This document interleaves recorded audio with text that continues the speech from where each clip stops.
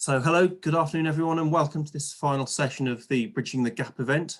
My name is Guy Checketts, I'm with Oxford AHSN, and I'm going to be presenting this final session for you. Just a few housekeeping points. Just to let everyone know the webinar is being recorded and the contents will be used to support post-event materials. And during the course of the presentation, if you have any questions, please put them in the Q&A function. We'll be using that at the end to answer questions that are asked. And as we go along as well, if you'd like to upvote questions that are asked by clicking the thumbs up button, that will enable us to prioritise those questions and answer the most popular ones. And post-event materials will be shared in the next few days. The slides will be available as well as the recording of the event. So, as I said, my name is Guy Checketts. I'm the Head of Transformation and Evaluation and also the Interim Director of Strategic and Industry Partnerships at Oxford AHSN. And I'm going to be taking you through an example of a project that we've delivered in Oxford and nationally around the adoption challenges of a uptake of a new technology and how to overcome them, specific to PLGF testing, placental growth factor testing that's used to help in the diagnosis of preeclampsia. I've been with the AHSN a little over 3.5 years and have been working on this project during my whole time here. So in terms of what we're going to cover today, I'll just start by giving you an overview of the project, tell you a little bit about preeclampsia so you can understand the significance of it, and then take you through the different phases of the project delivery. We'll then come on and talk about the drivers and enablers that have helped us bring the project to its current place, some of the challenges that we've encountered and the keys to success in delivering the project. And then at the end, recap on the learning points and the take-home messages. Just to say this session's planned to take about an hour and a half, so we'll endeavour to fit it all into that time for you. So to start with then, just to give you a brief overview of the project. And it's been about driving the adoption of new diagnostic tests to help with the diagnosis of preeclampsia, and PLGF stands for placental growth factor testing. The tests themselves are rule-out tests. They're there to help the clinical teams diagnose women that do not have preeclampsia. And the tests that we've been involving in the project both have a greater than 99% negative predictive value. So a very, very strong indication that the woman does not have preeclampsia. And key to this project has been the fact that there are actually nice guidelines, DG23, that support the use of PLGF testing. These were published in 2016, have been a very key part to driving the success of the project.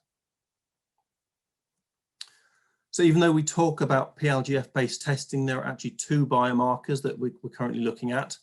One is placental growth factor itself, and the second is actually an anti-angiogenic factor called sFlt1 that's also possible to measure. And these tests are blood tests. And there are two manufacturers that have been involved in the project as well. The first is Roche Diagnostics, and they have the Alexis sFlt1 PLGF ratio test available. And then there's also the Triage PLGF test from Quidel Corporation that measures just the PLGF itself, whereas the Roche test gives you both a measure of both biomarkers plus the ratio between them. And the objective of the project has been very much about driving the spread and adoption of PLGF-based testing in maternity services in England. And this has happened in two phases. The first of these phases was local to us at Oxford AHSN, an uptake in the Thames Valley. And then latterly that's grown into a phase 2, which has seen national adoption through the entire AHSN network, supported by ITP funding from the AAC, the Accelerated Access Collaborative. So I'll just take a few minutes now to tell you about preeclampsia. Not everybody may know what it is as a disease, and so you understand some of the significance of why it's very important in maternity. So preeclampsia is a multi-system hypertensive disorder of pregnancy, often associated with dysfunction of the placenta.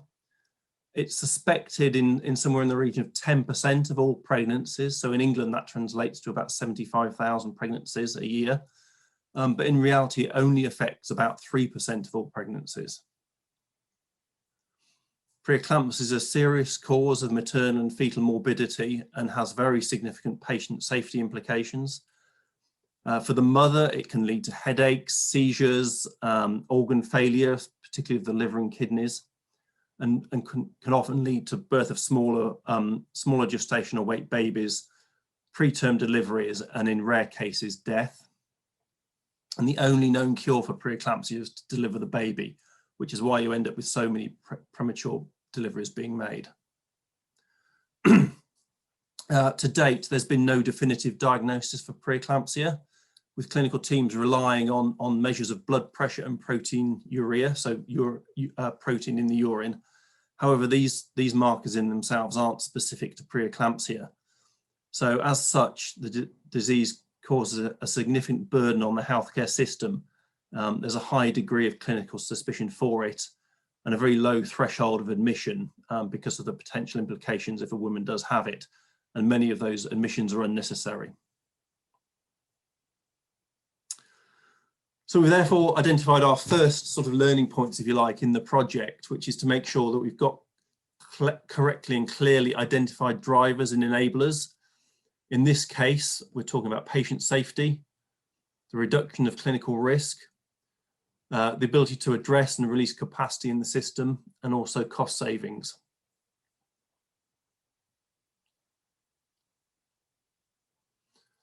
So I'll now move on to talk about the different phases of the project and the levels of adoption that we've been able to achieve. So as I said earlier, the first phase of this was the local project in the Thames Valley, led by Oxford AHSN. And in that project, we were looking to drive adoption in the 7 network hospitals in and around the Oxford area.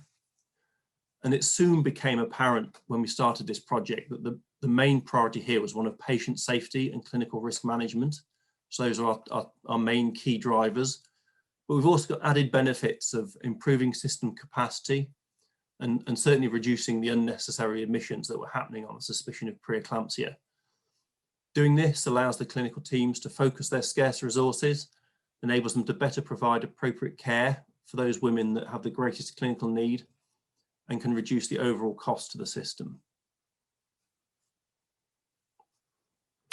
And in doing this project, it's been very important to identify and develop close working relationships with all the necessary stakeholders.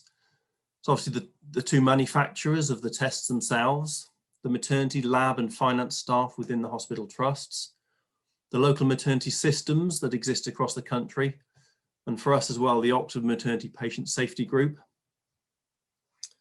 And our initial success with this project was to get 3 trusts to adopt in the local area in a little over a year. Also, just to mention at this point as well, that we had some good publicity for the project at this point, as we were the lucky winner of 2 awards around this time as well. The first one of these was from the HSJ partnership for the best healthcare provider partner. And the second one was a new award at the time, an international award, the Univance of Healthcare Excellence, which is awarded for teams who are collaborating across disciplines to transform healthcare delivery and improve patient lives. So it's very, very nice and very pleasing to be recognised in what we're doing by winning those 2 awards. So then we come on to having met our first challenge here, which is to identify the drivers for adoption for the project. And the second challenge, which is to identify and engage with the correct stakeholders to enable us to deliver the project successfully.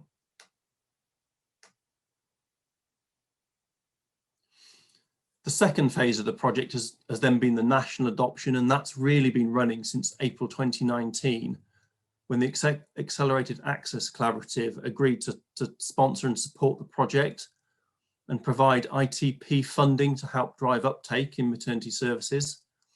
And the ITP funding was made available to help cover the cost of reagents and thereby lower the barrier of adoption to maternity services and labs. Initially, that funding was available for a 12-month period, but during that funding phase, the benefit of the test was recognised and was extended to a 24-month period that actually runs out at the end of this month. So we're just coming to the end of this phase 2 part of the project. And during phase 2, the project's been delivered nationally through the AHSN networks. Every AHSN has been involved in helping to deliver this. And we've also benefited from the full support of the manufacturers Roche and Quidel in doing this. And our project, the scope of the project has been to drive uptake in the roughly 165 maternity services that we've identified across England. So during this phase, having originally led the project locally, I've then been fulfilling the role of the national project lead, obviously benefiting from the learning from the phase 1 of the local project. And for me as well, my background's in industry. So early on, I adopted a sales management approach in doing this to help the local AHSNs identify and target the trusts that they were going to approach first to make best use of the resources that we had available to us. So the third challenge, therefore, that needed to be addressed was how we actually scaled from this local to this national adoption. And that's where the AAC and the ITP payments came in and supported that through the broader AHSN network.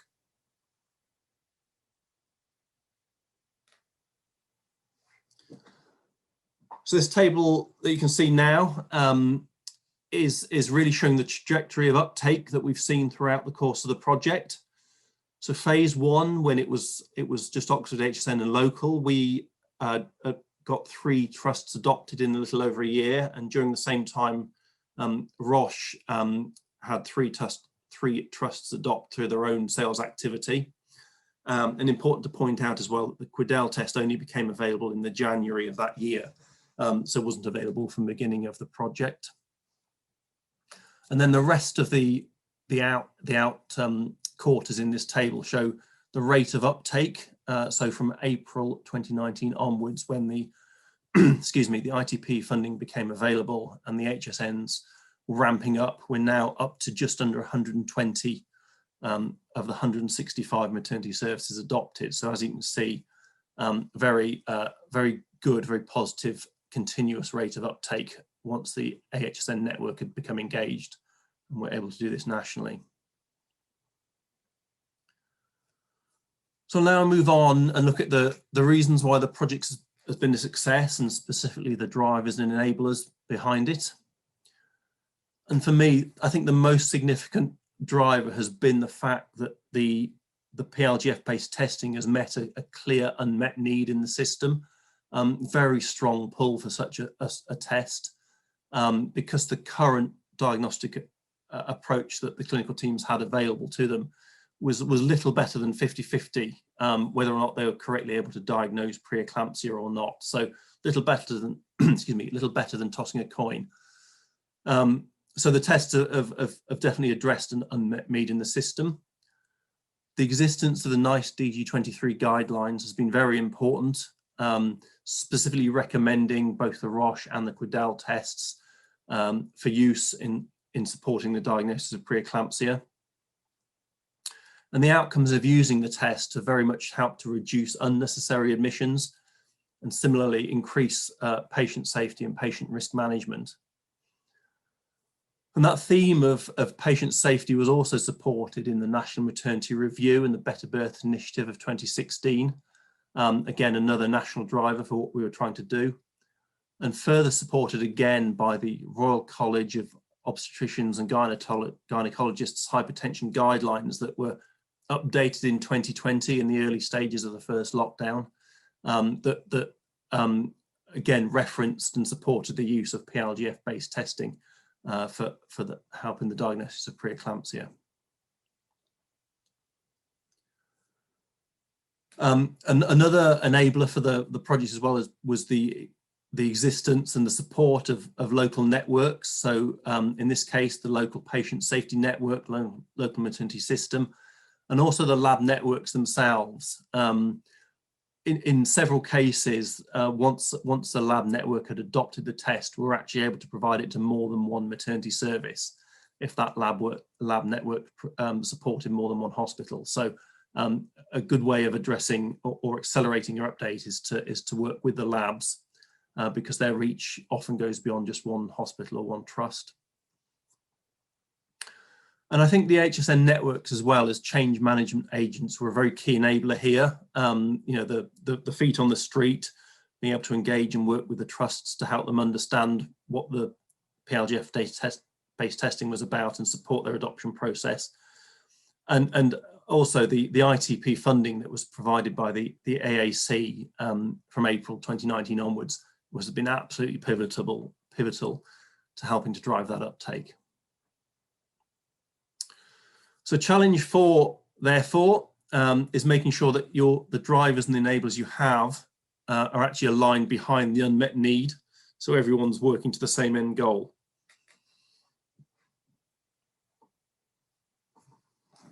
Continuing that theme, the availability of the fact we had 2 different tests available to us has been important as well, because it's meant that trusts have had an option of different tests to choose from, and to be able to select which one best meets their needs.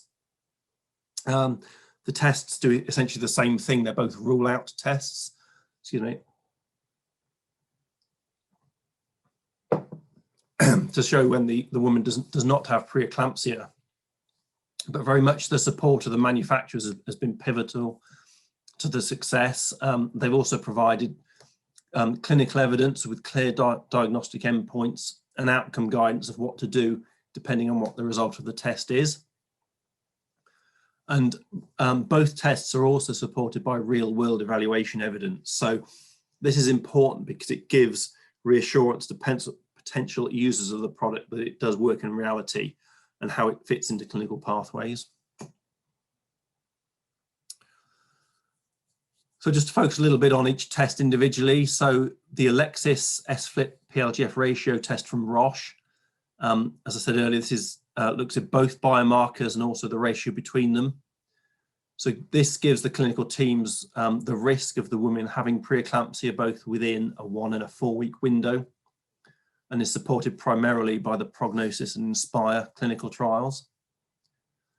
And then the Triage PLGF test from Quidel measures the single PLGF biomarker and gives the clinical teams a risk of the degree of placental dysfunction and the risk of preterm delivery, and was supported by the Parrot and Pelican trials. So important to note that these products have both reached this stage, obviously having a CE mark, but also having clear evidence to support their use.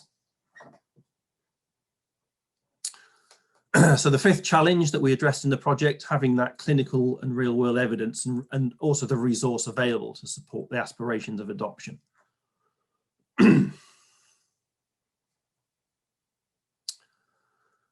So I'll talk a bit about some of the real world challenges that we faced and how maybe to address them. And just you do this in the analogy of trying to eat a cake. Obviously, the more of these challenges we can overcome, the quicker we can eat the cake. Probably important just to point out as well that once you've reached this stage of a project, most of the challenges you're going to face will probably result in a delay to adoption rather than something that will actually stop the project dead in its tracks. I suppose you might get the odd individual trust or service that can't proceed for some reason, but usually by overcoming these challenges, you're helping to stop delays happening in adoption.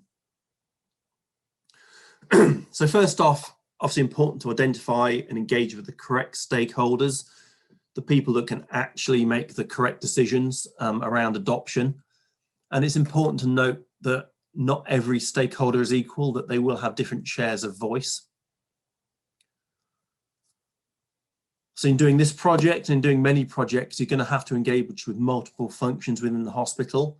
And as soon as you do that, you're adding complexity.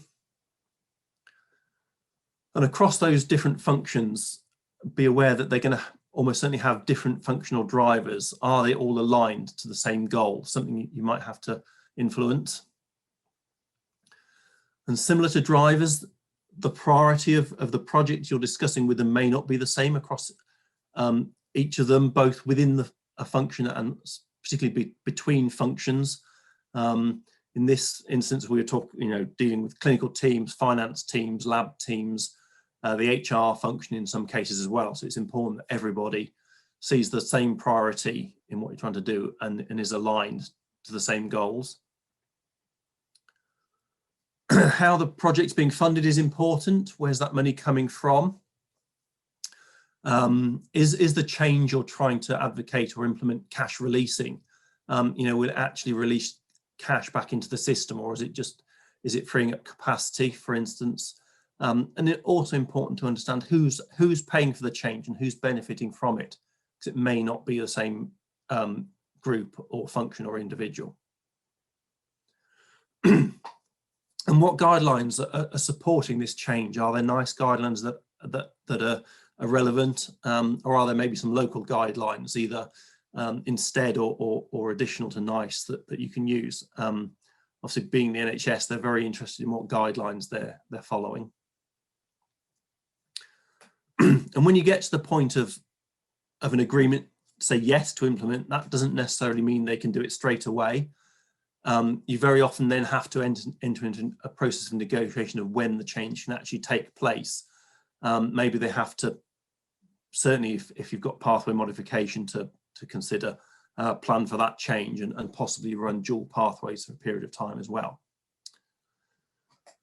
And going through that adoption process, you're not going to get 100% adoption overnight.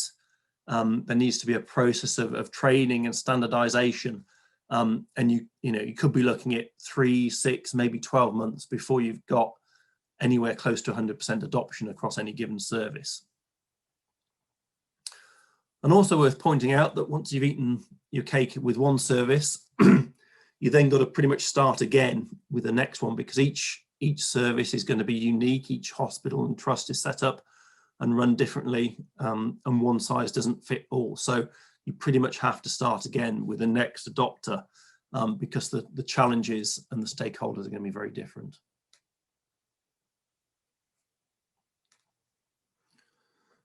So starting to summarize now, and looking at the key activities that lead into success of adoption. So I think first and foremost is confirming the unmet needs and drivers that the project is addressing. In this case, it was very much one of patient safety, but what other drivers have you got to support you as well? You need to identify and engage with the key stakeholders early, work out which functions are important, who the right people are. And very often it's a case of following the breadcrumbs till you can actually get to the right person. The first contact you make may not be the right one, and you need 1 or 2 or more referrals to actually get to the correct stakeholder that can actually make the decision to adopt. And for me, in going through this and other projects, the ability to hold multidisciplinary meetings where you can reach common agreement is paramount, to try and make a decision without all stakeholders present. Invariably means you just have to end up repeating the meeting because not everyone's in the same place.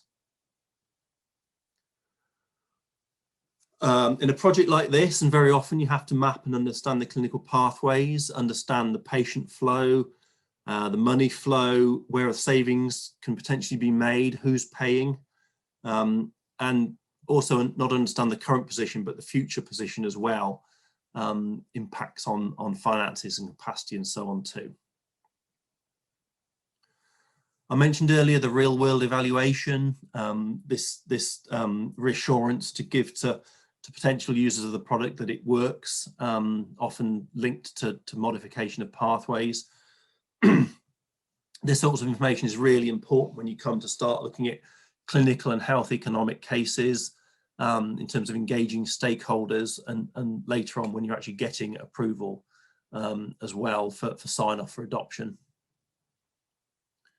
I mentioned earlier the training and standardization. It's important that you actually have a rollout and adoption plan, because you won't have full adoption straight away. And to make it a success, you need to have that plan of how you're going to see it through. And also how to scale from the first adopter, often a big challenge for many projects.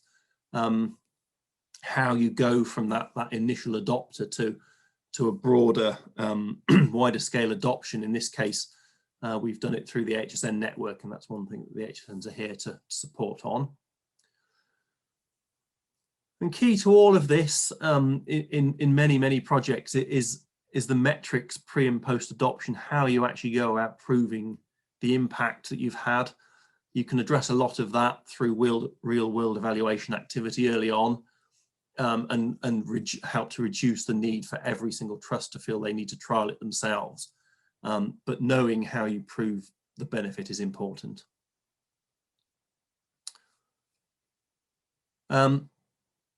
Just to wrap up now, just to sort of try and bring it all together with some take-home messages.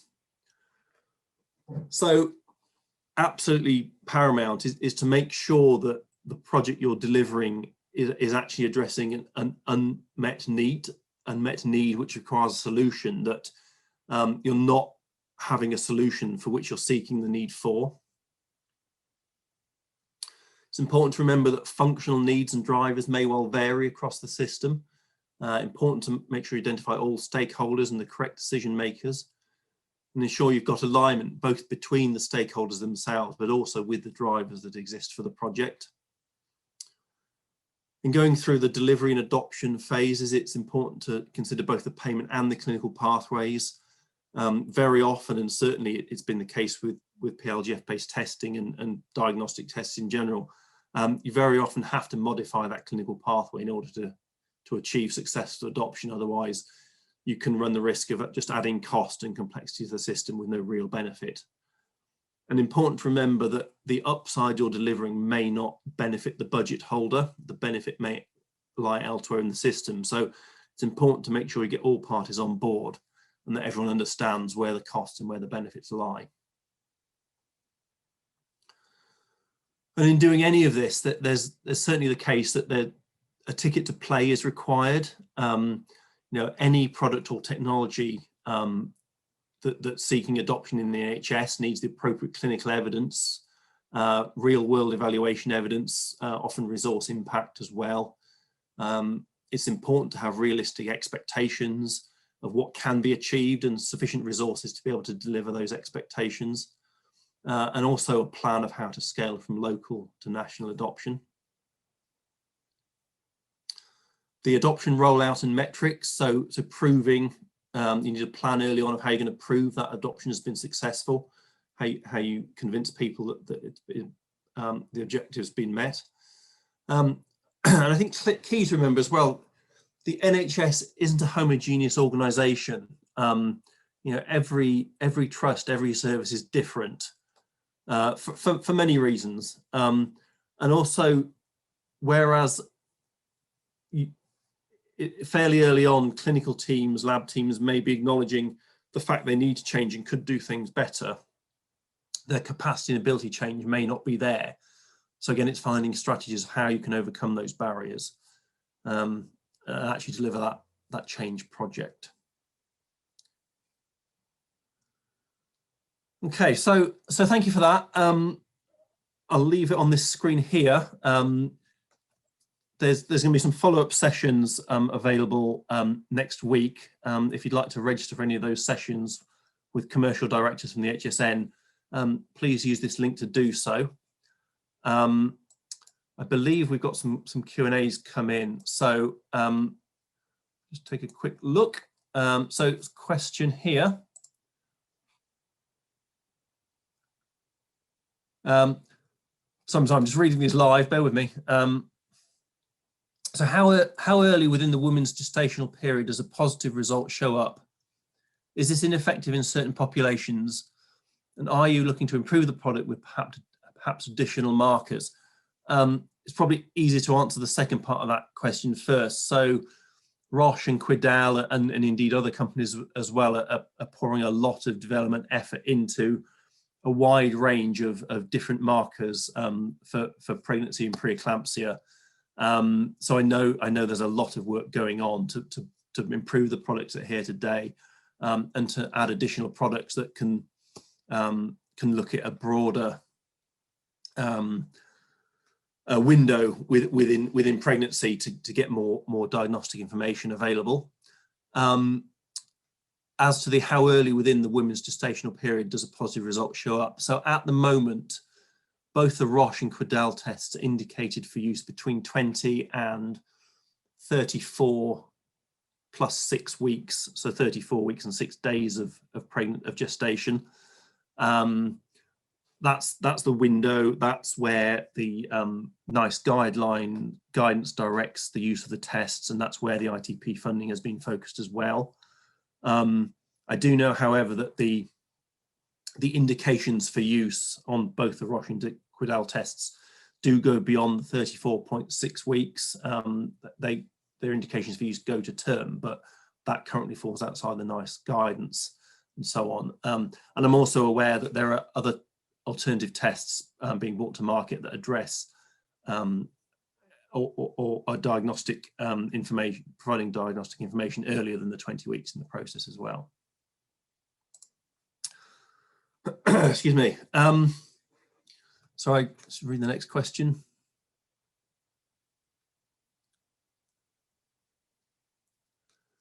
Okay, oh, just moved off the screen. So a question about somebody that say a maternity consultant recognises that the benefits of the test and looking for national adoption. So we've already got adoption in 120 of the approximately 165 services in England. Obviously, if you're in one of the devolved nations, there are the tests are available there, but the AHSN network hasn't been supporting adoption there.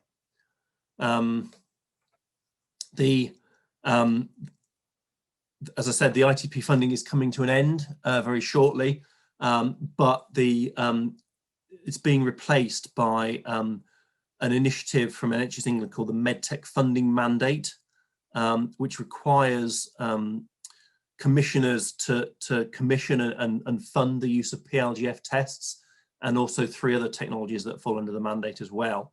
And similarly for providers to provide the test within their maternity service. So there is actually a mandate coming in place as of next month for all maternity services to provide this particular test. So if you have questions, I think either contact your local AHSN or your local provider, Roche or Quidel, who can help you with that. Let's go to the next question in the list. Where was the most noticeable delay in delivering approval and then uptake?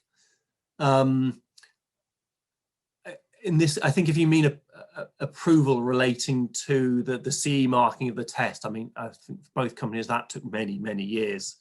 You know, that's a fairly well-known path that has to be followed for any new test that's brought to market. But obviously the availability of the test for sale, the presence of a CE mark, the presence of the clinical real-world evidence has all been enablers for that spread and adoption that we've then been working on in the last few years. So in terms of the adoption side of it, the biggest delay has actually been in engaging with the correct people and having everyone understand the message about what the proposed project is. Once you've got everyone on board, you then need to work through whatever business case is required and get the approvals, which in itself can add some delays. But I'd say certainly intuitively and intellectually, people have understood the need for this test and quickly bought in to the benefits of it. Similar question: how long did the whole process take to get adopted? Well, it was pretty much from my involvement, which is just at the point when the clinical evidence was becoming available in the John Ratcliffe Hospital in Oxford, who were the UK site for the Roche test. It was pretty much 12 to 13 months to even get the JR itself to adopt the test, because of the stakeholders we had to engage with. But very quickly, 2 more trusts adopted within the next month as well. And then, as you saw from the table I put up in the presentation, that the adoption has been steady. Certainly once the AHSNs were engaged, which took about a quarter to do, the uptake's been pretty steady since then and still continues, which is great to hear.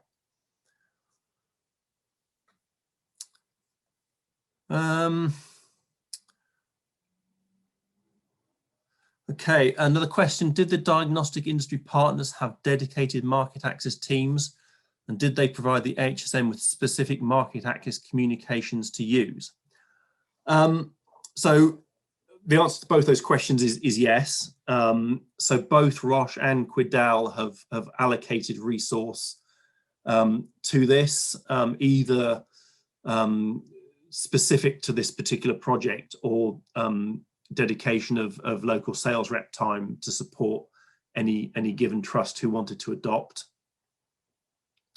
In terms of the materials themselves, it was important to us as the AHSN that we were product agnostic in our communication with the trusts and the maternity services. So any communication that came from us as the AHSN was, as I say, was product agnostic, and we produced materials as a group. So the AHSNs, both Roche and Quidel, NHS England, that referred to PLGF-based testing in general. It didn't cite any one or other company's product directly, and we very much referred any trust that was interested in adopting the test to both manufacturers for them to have discussions directly with them.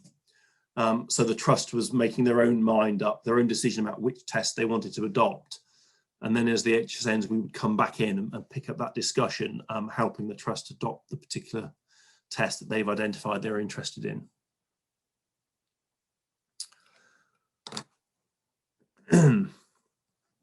So another question, can you outline what health economic and market access work was involved? What kind of models were required, budget impact models, case for change, consequence, and so on? There are a number of different models we're able to use here. I suppose what underpinned everything was the resource impact model that accompanied the NICE guidelines DG23. That was built around comparing the cost of adoption of the test to the savings made from reduced admissions. That model was really beneficial early on to help people understand the concept of what the tests were to do.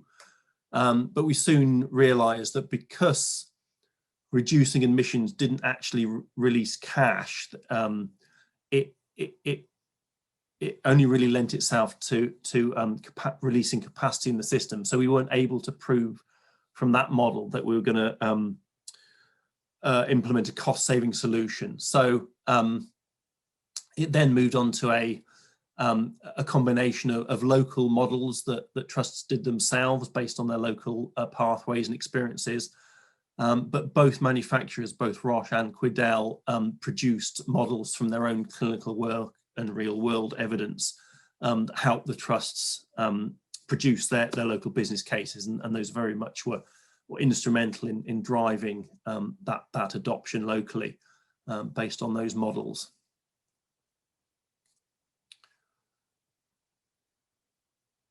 Just looking for other questions. Could the project have been as successful if it was solely in the hands of Roche and Quidel? That's an interesting one to answer. I think the AHSNs provide a sort of independent role in all of this. You know, we're actually commissioned by NHS England, so our customer, if you like, is the NHS itself. You know, we're very much not an extension of any, not just the manufacturers in this project, but any manufacturer's sales and marketing arm. So our objective, our driver, if you like, is to deliver the best solution and the best outcome for the NHS, improve efficiency, improve capacity, reduce cost, improve patient outcomes, and so on. And obviously to work hand in hand with the manufacturers that have the tests that can address the unmet needs. So I mean, my background is actually in industry, developing and bringing medical devices to market and selling them in. And from my experience of sitting on that side of the fence, I'd say very much the AHSNs are very much an enabler. We fulfill this honest broker role, can represent both parties, and certainly serve as change agents to accelerate that change. So in balance, I'd probably say that the rate of adoption wouldn't have been as quick had Roche and Quidel not worked with the AHSNs in this. Another question: in your negotiations with various stakeholders, where did you meet the toughest challenges and barriers, and were these unexpected? It's probably fair to say that these did vary from trust to trust and service to service, but there were definitely themes. The main one probably being around cost, and certainly depending how the service is funded and how the money flows, proving that the cost benefit of introducing the test. Bring us back to the previous question about cost and budget and resource impact models. In extreme cases, 1 or 2 cases, we've had people that have wanted to question the clinical evidence and have wanted to go down that route a bit more to explore what the evidence actually means. In this project specifically, we've been asking the labs to take on and provide a new diagnostic test that they haven't previously offered. In many cases, it's involved working with the labs to look at their capacity and how they're actually going to physically provide that service, and in some cases even where they're physically going to site an analyzer that they don't currently have if they need to bring a new analyzer in, because it's a test from a company they don't currently offer. So you can get quite specific, but it's probably fair to say in general that the main questions are around cost and change to current practice, pathway modification and so on.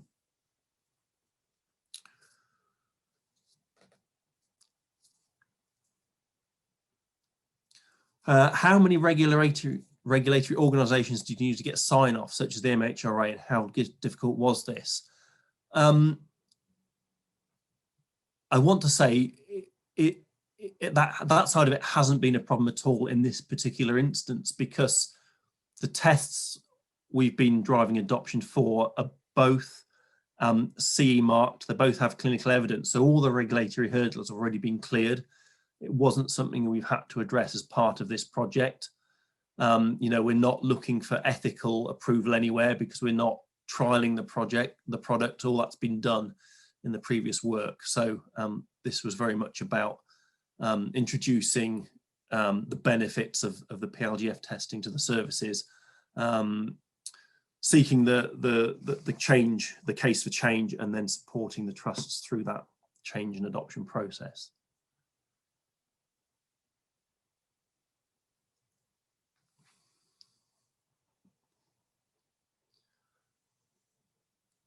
Oh, I just read a question that just disappeared off the screen. I'm not sure where that went.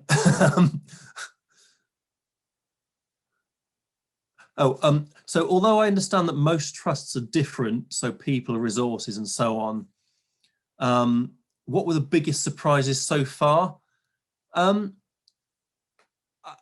say very few. Once you've had a conversation with 2 or 3 or 4 trusts, the same conversations keep coming up. So I think in this case, because the introduction of PLGF-based testing was addressing such a clear unmet need, there weren't that many surprises because the stakeholders very quickly realised the benefits that the testing would bring to them and their service and the women under their care.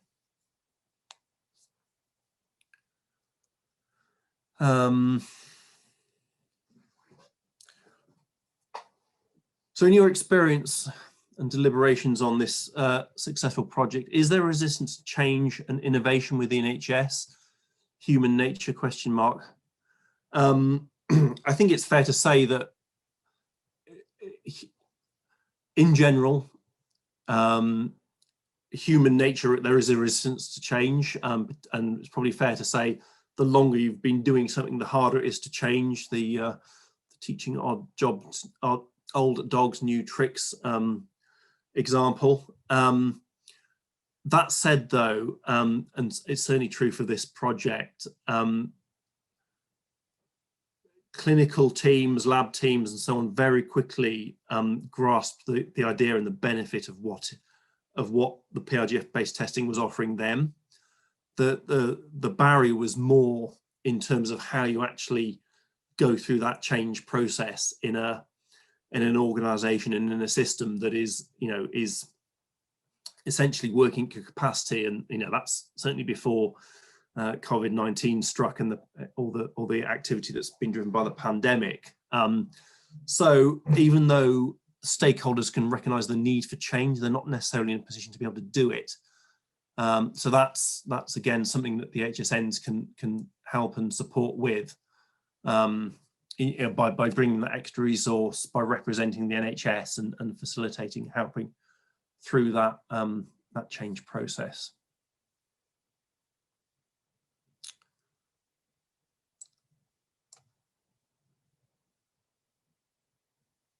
What are the AHSN's equivalents in the devolved nations? As far as I know, there is no equivalent.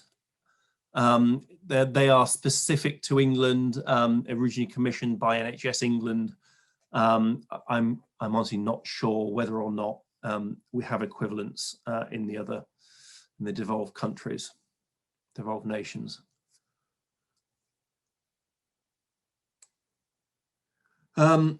So comment, the speed of adoption appears to be very fast given the number of adopters. How many were there in the project team? So we've got 15 AHSNs. Each AHSN probably devoted one work time equivalent to this, some slightly more, some slightly less. Some it may have been 2 or 3 people, but certainly not full time. So, we're talking about, on average, probably one head per AHSN. That was obviously supported by the manufacturers themselves, with their own clinical teams, sales reps and so on, that we were able to call on when required. We obviously had a lot of support behind the scenes from the Accelerated Access Collaborative themselves, from NICE, and we sourced the support of 2 clinical champions as well, clinicians that had been involved from very early on with a lot of the clinical research on both of the tests, and their input was invaluable, particularly in the early stages where a trust was considering whether or not they wanted to adopt PLGF-based testing, and particularly in trying to make the decision about which of the 2 tests they might choose between. Our clinical champions are able to meet with them and advise them on a sort of peer-to-peer basis about some of the real world experiences and implications of adopting the test. And so they themselves performed an invaluable role as well. Another question, is there a clear appetite to address standard maternity diagnostic tests in the home environment versus the clinic? In all honesty, I'm not sure I know a direct answer to that question. It's probably safe to assume that developments are ongoing, but it's not something I'm aware of or familiar with. Was PPI involved in the process, and to what extent do you think the voices and experience of women impacted uptake across the NHS alongside clinical evidence? Excuse me. Yes, there was some patient engagement activity performed early on. Informed some of the thinking about how we went about this. And there's the APEC charity as well, the Action for Preeclampsia charity. They've been supporters of this project since the very beginning. They've run events where they've had myself, some of the clinical leads, the manufacturers present to their members. They've arranged events at the Houses of Parliament that I went to meet with some of the committees there that were making decisions about the funding support of women's health. So yeah, we've had a degree of PPI involvement in this project since early days. excuse me, how did you settle on preeclampsia and what next? So I think this project is an example of a solution, a technology that has gone from being a local AHSN project to a national one. If you think about the phase 1 and the phase 2 of the project, the project was actually in existence before I joined the AHSN, and it was very early stages of the John Radcliffe Hospital, Oxford AHSN, and Roche meeting to discuss the potential benefits that the Alexis test, the Roche test, was offering women, and how to make it a success and how to drive its adoption, because the clinical work was showing it was a very beneficial test. So hence that's what drove the phase 1 part of the project, to drive the adoption in the local area, and that was why I then joined the project to help run that adoption process.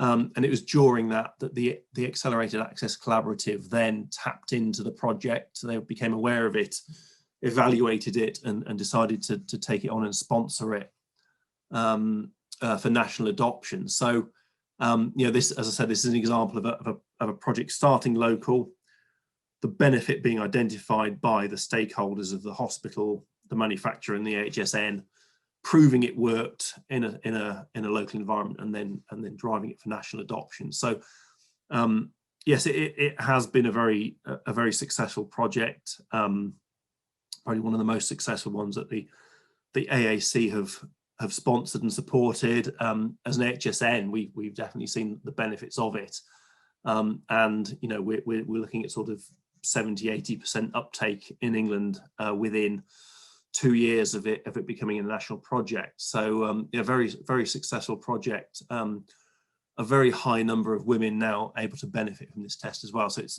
been a very satisfying, very pleasing thing. I'm proud to have been involved with it.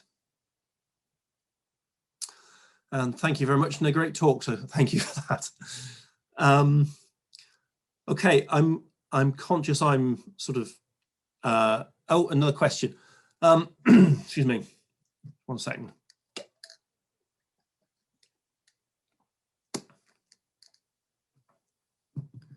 So how high a priority is addressing failing national standards post-COVID, e.g. diagnosing and following up postpartum for gestational diabetes? I'm afraid I can't answer that question. I don't know. That's outside my remit of field of understanding.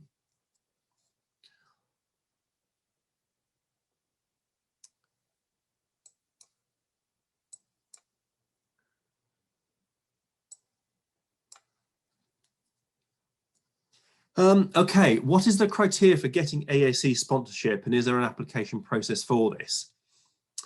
So yes, there is very much a process. I believe if you go onto the AAC website, you'll find the necessary links there. If I remember correctly, there are various criteria that need to be met, which include a measure of affordability for the system, that it's got to have a payback within a defined period that might be 3 years, but I'm not exactly sure of that.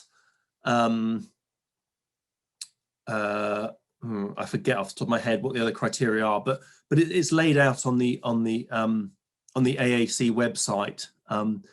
They're just in the process of launching the current year's round of projects. There's 4 or 5 of them, I think, this year that they're supporting. So obviously they will now be on thinking about what the next year will bring. So yeah, yeah, there is a process, and if you go to the AAC website, you'll be able to find out more information about that.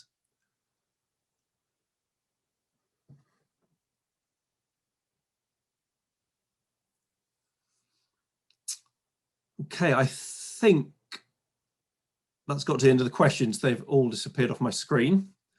Okay, well, thank you for that. I hope you found that informative and interesting. I said the information's on the screen here, where to go to register for any follow-up sessions you may have, any questions for follow-up sessions. And thank you very much for your attention.